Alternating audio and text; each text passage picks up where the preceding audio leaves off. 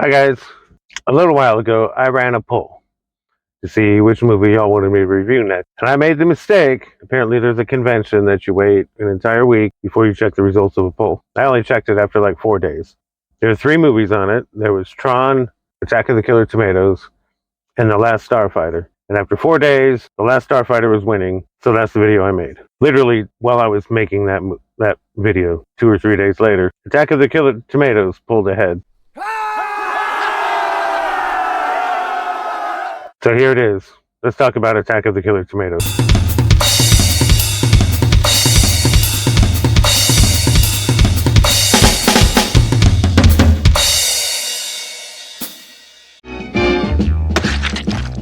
Attack of the Killer Tomatoes. Before we go any further, make sure to click like and subscribe. That way you'll get to see more content like this. Also, to help other people find this content. You can also join my Patreon. There'll be links down below. And a reminder at the end of the video. For now, enjoy the rest of the video. The movie opens with some text poking fun at the Hitchcock movie The Birds and pointing out that people thought the movie was ridiculous until it happened in real life. Then we see this poor woman get attacked.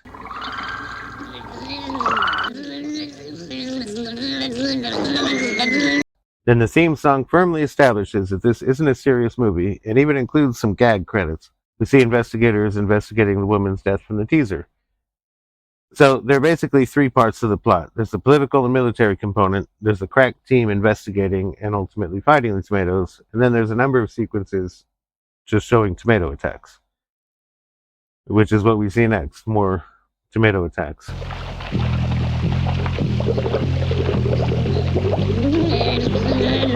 In an effort to cover up the tomato invasion, the government decides to get the most obscure and unknown generals and investigators to figure out what's going on, because the president doesn't want anybody to know what's happening.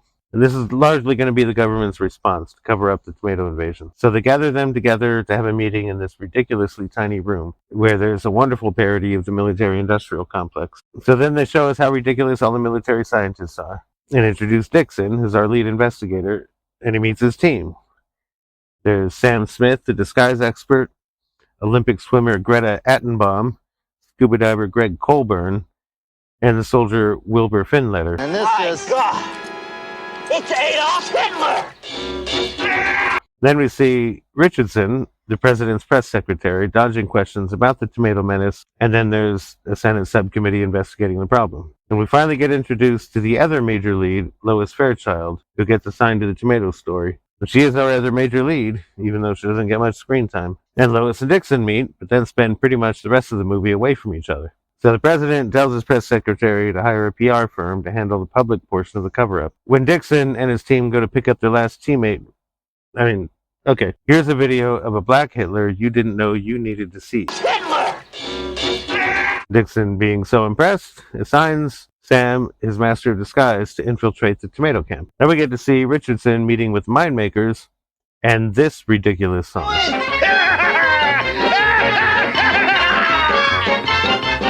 Some sell, some buy, and only we know what.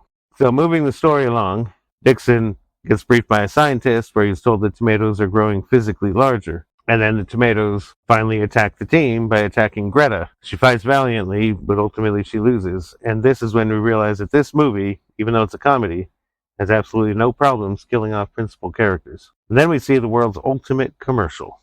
You'll have to watch the movie for that. But I will tell you that there are fake commercials that scroll across the bottom periodically. So now, in part, because of the government's really terrible response to the tomato menace, we finally find out that tomatoes are basically attacking every big city.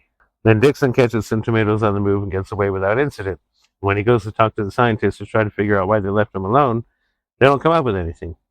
This is a plot point that's mostly abandoned. Then we get a sequence where Fairchild spies on Finletter and tries to seduce him badly because she doesn't know how to seduce anybody. And we see the first attempt to assassinate Dixon, which misses, killing 3 other people instead.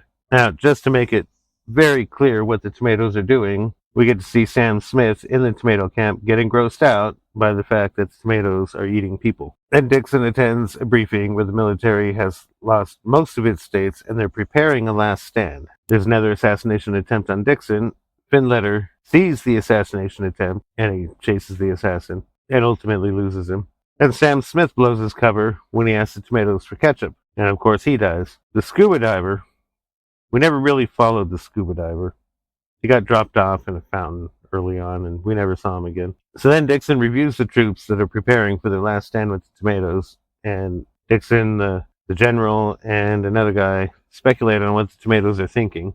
And we get this ridiculous musical number. To get us, we're gonna beat a bash, bish, bash. In the street, we're gonna kick a stick of mush. Then the military engages the tomatoes in combat. The tomatoes win. After the battle, Dixon stumbles upon a wounded tomato and gets chased. So he runs into a house trying to escape, where he hears a song on the radio that renders the tomato depressed. Then Dixon sees a thief trying to steal car parts out of his own car, and he chases him. When Dixon finally catches the guy, he takes him prisoner and then gets hit by his own car. It's a ridiculous car chase. You gotta see it. So in the next scene, we find that Richardson, the White House press secretary, has taken Dixon prisoner, and he reveals that Dixon knows what it takes to defeat the tomatoes, and also basically that he's the villain, and he goes into a villain monologue where he reveals that he's going to take over the country, he has a way to control the tomatoes, and he's the one who's been trying to kill Dixon. So he's about to kill Dixon, and UPS arrives, so Richardson kills the UPS guy instead. Then Dixon tricks Richardson into telling him how he controls the tomatoes. And right before Richardson's going to tell him, Finletter shows up and kills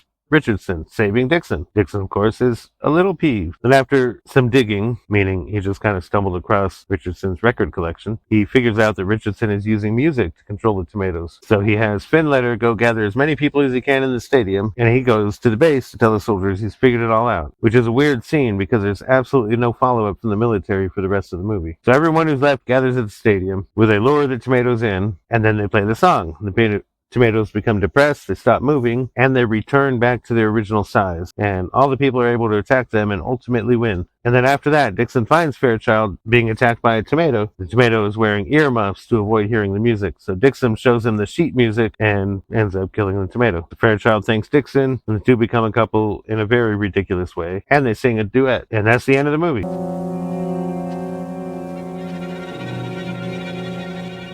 All right, you guys. They've gone now. Now, I loved this movie when I was a teenager, and I watched it off and on over the years, even as an adult. I honestly hadn't seen it in a while, and it has definitely gotten harder to watch as I've gotten older. I had to watch it in 2 sittings to make this video. I did end up really enjoying it still, but man, it was hard to get through. It's probably the best production quality they could have gotten with their teeny tiny budget. They only had $100,000. And for that kind of money, this movie was clearly a labor of love for everybody involved, because there's no way you could possibly have made a movie this high quality with a group of professionals for $100,000. Not 1978 money either. They just spent their whole budget in the first 5 minutes. It is one of those movies that's often considered so bad that it's good, but I want to argue that it's a good movie on its own. The pacing is a bit rough. The story is hard to follow at times, but it's pretty reasonable. Again, considering the budget.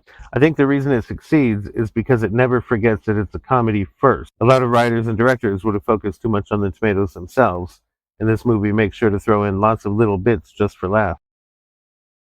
There's a Superman parody, which is probably tossed in there because of the big budget Superman movie that had just come out. There's a soldier running around with the parachute stuck to him the entire film, and he's lucky he gets to live to the end of the movie. And of course, the bit with the conference room is classic. So the overarching theme of the movie is about government cover-ups and the lengths the government's willing to go to keep something quiet. And of course, ultimately not able to cover up a problem this big. Military incompetence is also a pretty big theme, and I mean, this movie came out in 1978. Military incompetence would be a big theme for the next decade and a half or so until the first Gulf War. I think Americans were still pretty angry about Vietnam. It's not a terribly influential movie, but it does show that it's possible to make a decent movie on a low budget. Even still, every now and then, I'll see a director, like in an interview or in an article or whatever, who will talk about being influenced by this movie. I wasn't able to find any examples of this while I was preparing this video, but it is something that comes up every now and then, so keep an eye out for it. I have a suspicion that the Evil Dead series wouldn't exist without Attack of the Killer Tomatoes. I can't prove that, but there are a lot of ways they refer to Attack of the Killer Tomatoes. It makes sense to me. It has influenced how I write scenes in, books, but not in the way you might expect. See, here's the thing. There's always a camera. Even in a book, there's a camera. So when I'm writing, I'm imagining the scene and I move the camera around. You're usually telling the scene from a specific character's point of view. So typically you can only see what that character can see. But really, the reader can see what the camera can see. And sometimes you need to step out a little bit and show something that the character you're talking from can't actually see. So I do move the camera around in a scene and you can follow it in the narrative. So what I learned from this movie is not to bounce the camera around too much, because they do that all over this movie, and it's a bit jarring, and it can make a scene difficult to follow. Other than that, this movie does do what every great comedy does. It commits to the bits. So no matter how dramatic the story I'm telling, when it's time to do a bit, I commit to it. And then it's during editing when I'll decide I'm either going to keep the bit or I'm going to remove it. But it's the whole thing either way. Either I keep the whole thing or I remove the whole thing. I don't leave it half-assed bit in place. This movie doesn't really have much of a legacy. It does have a very strong cult following. I mean, there weren't any stars that came out of it, really. One guy was the principal in the Porky's movies, so his career didn't go very far. The other one was Dana Ashbrook from Twin Peaks, but in this movie, he was just a walk-on role as a child. There are a number of sequels. Let's say there's like 4 movies overall and a cartoon TV series. And like I said, there is a ridiculous cult following. And seriously, we're all ridiculous for loving this movie. But I guess it's okay to be ridiculous.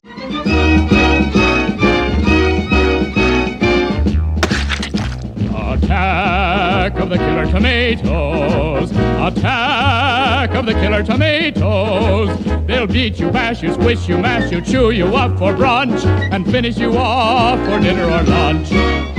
Thank you for watching the video. If you made it this far, you definitely need to like and subscribe.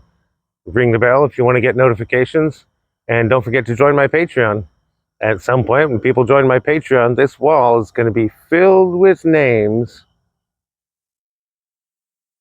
Obviously, there aren't any right now. YouTube might be suggesting some videos here for you to watch. You could also do that. Have a nice day.